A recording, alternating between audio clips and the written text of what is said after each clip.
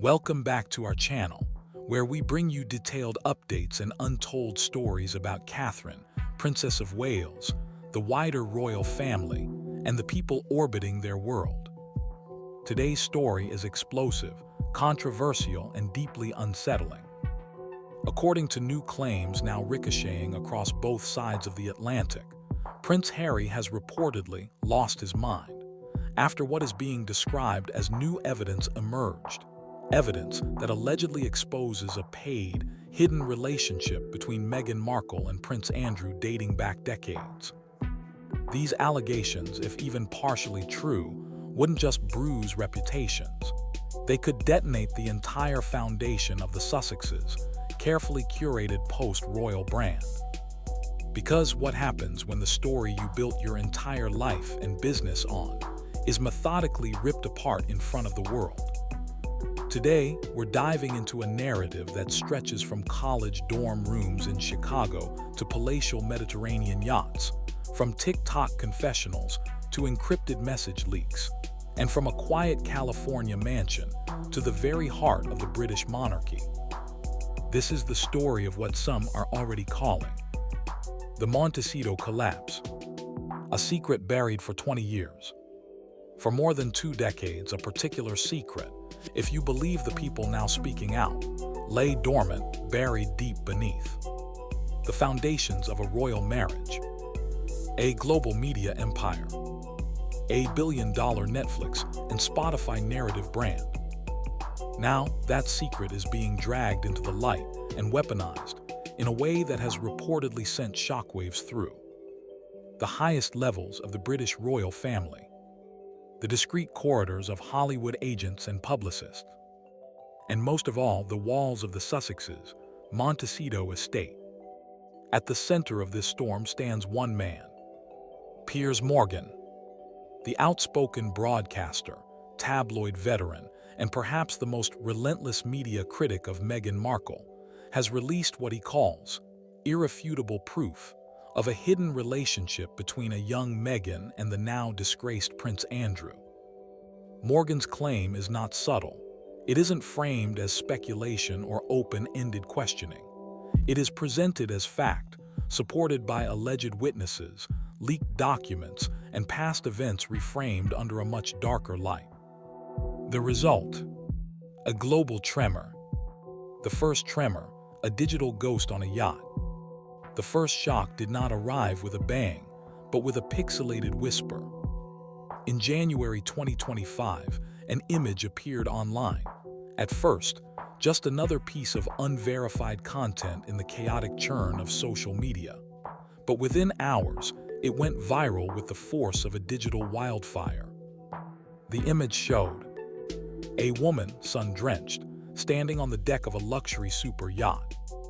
Long dark hair, sunglasses pushed up, a casual bikini, a confident pose. She looked exactly like Meghan Markle. Next to her stood a man unmistakable to anyone who has followed royal scandals. Prince Andrew, Duke of York. His posture was relaxed, too relaxed. His hand appeared to hover at the small of her back, hovering, or perhaps resting, in a gesture that, in any ordinary context, would merely suggest familiarity. But in the context of his now notorious associations and disgraced history, the image felt nothing short of sinister. The internet didn't hesitate. Within hours, the hashtag Meghan Yacht Girl was everywhere. Twitter, Reddit, TikTok, Instagram. Millions of users weighed in. Accusations flew. So she really was a yacht girl all along. This proves everything people have been hinting at for years. How deep did this go before Harry came along? Reddit threads swelled with armchair detectives, conspiracy theorists, and furious commentators. Online forums morphed into digital mobs, demanding answers, receipts, explanations. For Meghan, this was not unfamiliar territory. She has long been a lightning rod for online hostility, speculation, and venom. But this time, the imagery was more pointed, more tangible, and more directly tied to one of the most toxic names in modern royal history, Prince Andrew. Montecito's rapid response, legal fire and emotional theater. From Montecito, the response came like a missile. Within hours of the image going viral, Meghan's team activated what can only be described as full crisis protocol. Top-tier Hollywood media lawyers were mobilized. Aggressive cease and desist letters zipped across the globe to tabloids, digital outlets, and social accounts sharing the picture. The message was clear: take it down, now, or face catastrophic legal consequences. The public narrative from Meghan's side was equally firm and emotionally charged. In a carefully staged, soft-lit Instagram video, Meghan appeared, visibly distressed, voice trembling with emotion, framing herself as the target of a calculated, cruel smear campaign. She condemned the image as a cheap photoshopped hoax, a disgusting attempt to dehumanize me, part of a coordinated attack designed to destroy my character and my family. It was, as many PR observers later noted, a masked class in crisis management, strong legal action, emotional vulnerability, framing herself as a victim of dark, faceless forces. At first, it seemed to work. Within days, a tabloid investigation surfaced the truth behind that particular yacht photo. The woman in the image was not Meghan Markle. She was a brunette model hired for a high-end luxury commercial shoot years before Meghan married Harry. The photo had been crudely edited and misrepresented by anonymous social media accounts. For the Sussex camp, this was vindication. The false image was debunked. Outlets quietly deleted their posts. Even some critics conceded that in this instance, Meghan had been the victim of manipulated content. Privately, her team reportedly exhaled in relief. But what no one realized at that moment was this: the doctored yacht picture wasn't the attack. It was the bait. Someone had just tested the waters, watched Meghan's response, measured her strategy. And then Piers Morgan made his move. Piers Morgan enters the board. From his London studio, Piers Morgan reportedly watched the entire drama unfold with the calm focus of a chess grandmaster, studying a predictable opening move. For years, Morgan has considered his feud with Meghan deeply personal. He has openly stated that he felt ghosted after what he describes as a single meeting with Meghan before she met Prince Harry. He has ever since waged an aggressive campaign against her, financially lucrative, heavily publicized, and relentlessly critical. In his own mind, he has cast himself as defender of royal tradition, prosecutor of Meghan's hypocrisy, the man unafraid to say what others won't dare admit. So he waited. He let Meghan enjoy her victory lap after the fake yacht photo was exposed and dismantled. Then he returned fire. The teaser that broke the internet. The announcement came in the form of a teaser trailer for a new podcast series.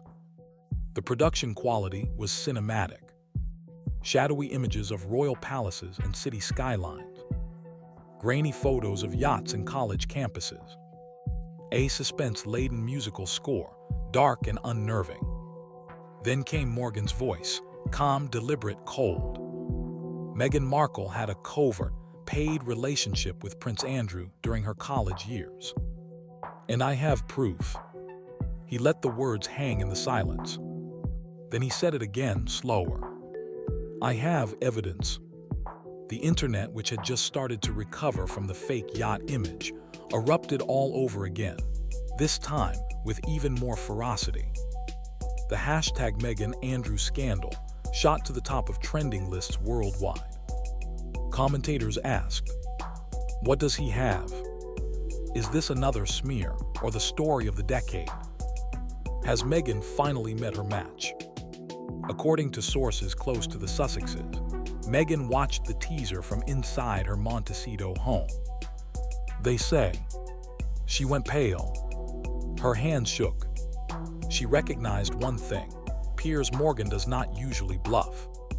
He has spent decades in the vicious battleground of British tabloid journalism, accumulating sources, documents, favors, and some say grudges. It was reportedly the final line of the trailer that chilled her most. Something even Meghan herself never expected is about to come to light. Around the world, people held their breath. What kind of secret could possibly be so damaging that even Meghan wouldn't have anticipated it resurfacing? We didn't have to wait long to find out. Episode 1: The Chicago Connection. In the first full episode of his podcast, Morgan laid out the foundation of his narrative. He took listeners back to 2002. The world was still reeling from the 9/11 attacks. The United States was shifting into a new era of security, fear, and foreign policy. And on a quieter stage, in Evanston, Illinois, a young Meghan Markle was attending Northwestern University. According to Morgan, Meghan was a double major in theater and international relations. She was described as bright, articulate, relentlessly ambitious. Her goal, as multiple former classmates allegedly recall, was crystal clear: Hollywood stardom. She auditioned constantly. She attended networking events, mixers, student productions, anything that could get her closer to the entertainment industry. One day, she attended a casting call in Chicago for an independent film. That, Morgan claims, was the moment everything changed. Because in the waiting room that day, watching the auditions with a practiced predator's eye, sat a woman who would later become infamous: Ghislaine Maxwell. Ghislaine Maxwell, the gatekeeper.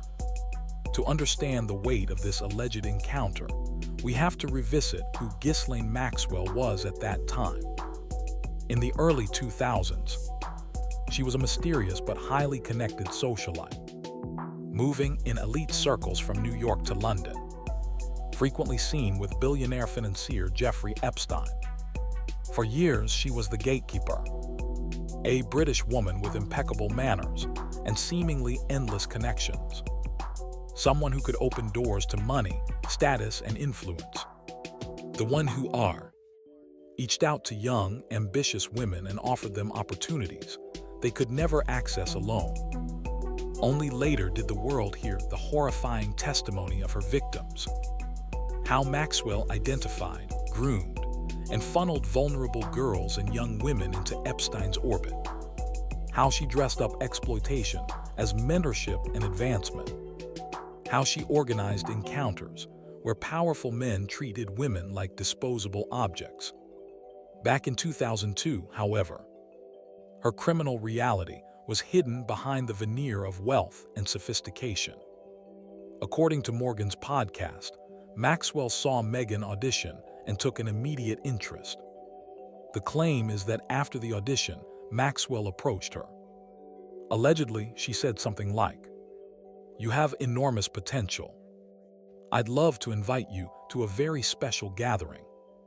Somewhere talented young women like you can meet incredibly important people." For a young, ambitious student dreaming of Hollywood, such an invitation would have sounded less like a warning and more like destiny. That special gathering, Morgan says, took place at a lavish property just outside Chicago.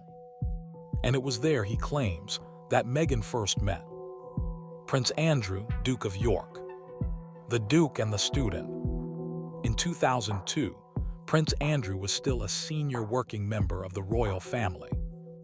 He represented the Queen on official engagements, enjoyed military honors and patronages, moved confidently in elite social and financial circles.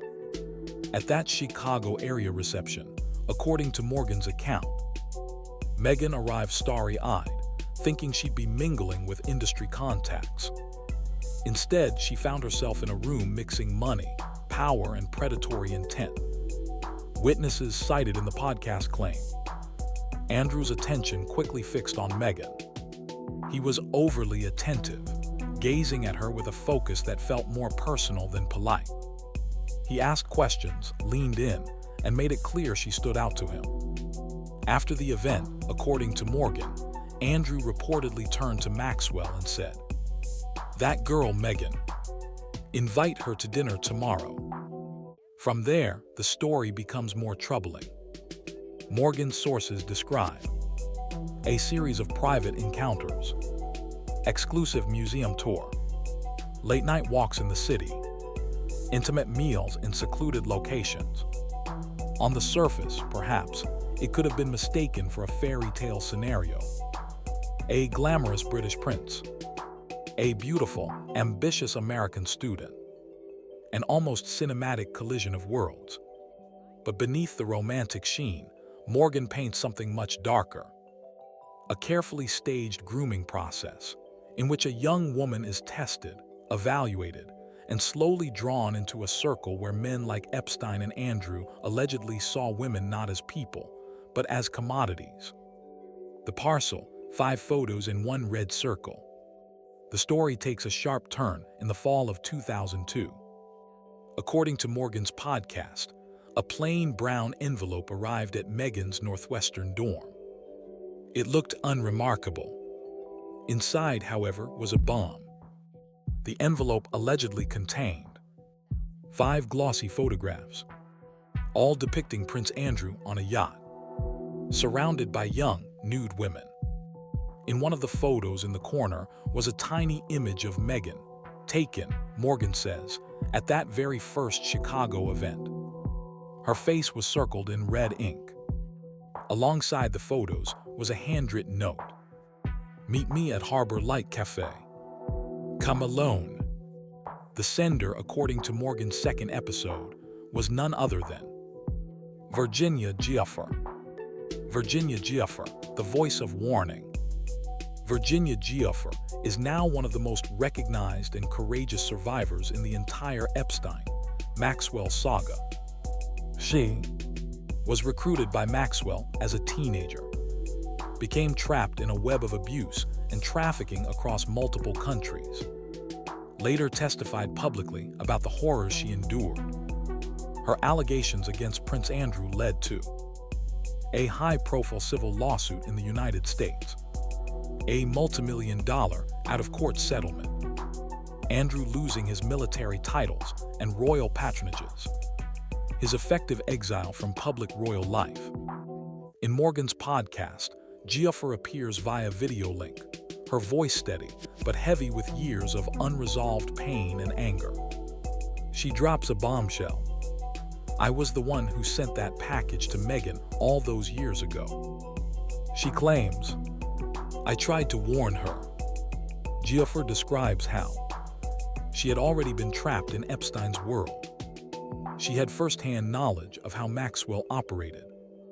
She overheard Prince Andrew at one of Epstein's New York penthouses allegedly boasting about a very fresh actress from Northwestern named Meghan Markle. He purportedly described Meghan, Giuffre says, as the kind who would run straight into the fire for a few Hollywood promises. Hearing this, Virginia says she felt a mixture of rage and grim recognition. She didn't want another girl to suffer what she had. So she acted. She gathered the photographs, she wrote the note, she had the envelope delivered. The cafe meeting, 2 futures colliding. According to Virginia, Meghan accepted the invitation. They met at the Harbor Light Cafe in Chicago. Virginia recounts, she was not yet 20. She felt the weight of trauma, fear, and urgency. She told Meghan what she could, as directly as possible. She says she warned Meghan that she was not being seen as a talented young woman. She was being targeted as easy prey. This world, Andrew's world, Maxwell's world, was not glamorous but predatory and brutal. Virginia says Meghan's reaction stunned her. According to Giuffre, Meghan's eyes went cold. Allegedly, Meghan replied, "I think you've misunderstood everything. Are you just jealous that I'm getting further than you ever will?" Andrew has been very kind to me. Then Virginia says, Meghan stood up, turned her back and walked out, leaving Virginia sitting alone with the photographs and the crushing sense that she had failed to prevent another tragedy. The episode ends with Virginia's final, cutting assessment. Meghan Markle is the most calculating woman I've ever met. She's not a victim. She knew exactly what she was doing. The implication Morgan wants listeners to draw is clear. That Meghan wasn't a naive, manipulated target, but a willing participant, someone who allegedly chose ambition over warning, access over empathy. Whether you believe that or not, it was an explosive claim. And it set off a chain reaction Meghan's team was not prepared for. Crisis Mode 2, the hospitalization. This time, Meghan's adversary was not a pixelated, falsified photo, an anonymous troll forum. It was a named, globally recognized survivor, backed by a man with massive media reach, supported by a coherent, detailed story. From a PR standpoint, this was a different war, and Meghan's team responded with a different strategy. Within 24 hours of Morgan's episode airing, paparazzi were tipped off to a private hospital in Los Angeles. There they photographed Meghan lying in a hospital bed, pale, drained, hooked up to what appeared to be monitoring equipment. An official statement from the Sussex camp was rapidly distributed worldwide. It blamed Piers Morgan's reckless and false accusations, a campaign of malicious harassment, for triggering a severe mental health crisis, emotional collapse, the need for immediate hospitalization. Sympathetic outlets ran headlines like, "Cruel Morgan pushes Meghan to the brink. Duchess admitted after vicious media attack." The strategy was textbook. Reframe Meghan as the victim. Redirect public anger at the accuser, Morgan. Invoke mental health as a shield and rallying point. PR professionals call this approach victim shield tactics. It's powerful, emotionally resonant, and often effective. And for a brief moment, it worked. Attention shifted. People asked, has this gone too far? Is Meghan being bullied into a breakdown? Is Morgan crossing ethical lines? But Morgan has been fighting tabloid wars for 40 years. He was ready. The TikTok from Chicago. The next blow didn't come from a tabloid editor, a palace aide, or a former royal staffer. It came from an unexpected corner of the internet. TikTok. A user calling herself @Laura from Chicago uploaded a 10-minute video that immediately began to spread. She introduced herself. Laura Thompson, mid-40s, claiming to be Meghan Markle's best friend and dorm roommate at Northwestern University. Her setting was simple. A modest living room. No glam lighting. No PR gloss. Her voice shook slightly as she began. She went to Madrid in 2002, supposedly to study Spanish, Laura said. That was a complete lie. Laura claimed. At that time, Meghan was a financially struggling college student. She frequently disappeared on weekends. She returned with stories and later, photos from lavish seaside villas and exclusive parties in Europe. We used to joke, Laura said, her voice cracking, that she must have had a fairy godfather. Now I know better. Laura alleged that when she finally confronted Meghan, asking how she could afford private jets, luxury hotels, designer outfits. While still a student, their friendship ended in a single brutal exchange. According to Laura, Meghan snapped. You don't understand how the real world works. You're from such a small place. Stop trying to give me advice. Shortly afterward, Laura says, she was cut off, unfriended, methodically removed from Meghan's life. Her video went viral. Internet sleuths sprang into action. They began digging up old photos from Meghan's study abroad days in Madrid, images from parties in Barcelona and along the Spanish coast. In one blurry photo from a beachfront event in Barcelona, users identified a man in the background, wearing sunglasses, with facial features that looked disturbingly similar to Prince Andrew. It was not conclusive, but it was enough to feed a new frenzy. The narrative was no longer just Morgan's or Virginia's. It was becoming a crowdsourced investigation, a global swarm of digital detectives piecing together hints, images, and half-forgotten posts. Betrayal from inside, the assistant speaks. As this digital firestorm grew, Meghan's team might have hoped that, as in the past, the truth would become muddled, memories would be questioned, and the next scandal would distract the public. Instead, the most devastating blow came from inside Meghan's own camp. A woman named Samantha Reed stepped forward. Reed claimed she had worked as a senior PR assistant for Meghan during the Suits era and beyond. She had helped craft Meghan's early post-royal public image. She had kept records, too many records, of how that image was built. In a late-night Reddit post from an anonymous account, later attributed to her, she uploaded an entire compressed folder of files. By morning, it was everywhere. Inside the folder, according to multiple outlets, were screenshots of encrypted signal conversations, internal email threads, strategy documents allegedly written by or for Meghan. One message, timestamped the night Virginia's podcast episode dropped, reportedly read, "Stage the admission tonight. Low lighting. No makeup. I wanted to look raw." Attached to the leaks was a 23-page document titled, "Victim Arc Full Rollout."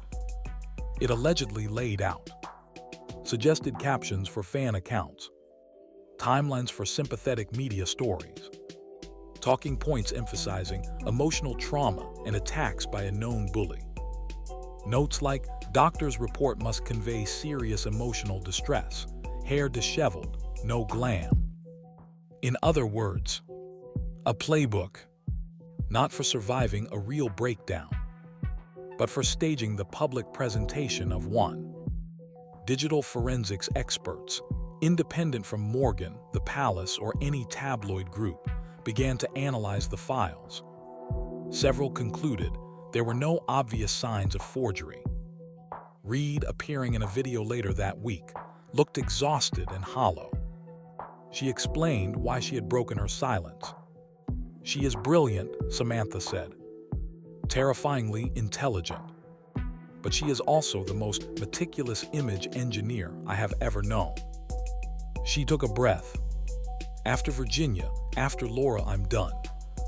I can't carry these scripts anymore." The impact was instant and devastating. The hashtag Meghan fake victim exploded. Every major outlet covered the leaks. For many neutral observers who had long given Meghan the benefit of the doubt, this was the breaking point. The idea that her hospital admission might have been not an organic mental collapse, but a pre-planned media maneuver, if true, landed like a final betrayal. The Montecito silence. In the days that followed, a heavy, eerie silence descended on Montecito. There were reports that major brands quietly terminated or froze seven-figure contracts. Charities began removing Meghan's name and photo from their websites. Influential Hollywood allies stopped taking calls. The Sussex brand, carefully built on a foundation of inspirational resilience, spiritual healing, speaking your truth, and crucially, victimhood, began to crumble. In the UK, whispers circulated that Prince Harry had quietly flown back, perhaps temporarily, to Britain with Meghan and their children. Not for public duties, but for a kind of quiet retreat from the American experiment. a withdrawal from Montecito's sunshine into something much murkier and uncertain. Unconfirmed reports suggested that at the height of the storm, Meghan allegedly sent a flurry of panicked messages directly to Piers Morgan, begging for a ceasefire, a truce, a line he would cross. Morgan responded on air with what can only be described as a brutal closing argument. He delivered a monologue caustic, cutting, recounting his version of their shared history, from that early ghosting to the present collapse. He ended with this: "You climbed by stepping on people. You built an empire on a story you scripted down to the last tier. Now it's your turn." He paused. "Every second of this is yours. You earned it." The end of the fairy tale. Since Meghan Markle first entered the royal stage, one thing has been constant: her ability to control the narrative. From Hollywood actress to royal bride, from palace outsider to global duchess, from victim of tabloid cruelty to multi-million-dollar content creator, she has shaped her story with remarkable effectiveness. But this time, something unprecedented has happened. Whether every claim is ultimately proven in court or not, whether all the receipts hold up under forensic scrutiny, one reality is inescapable. For the first time, Meghan is now trapped inside someone else's story.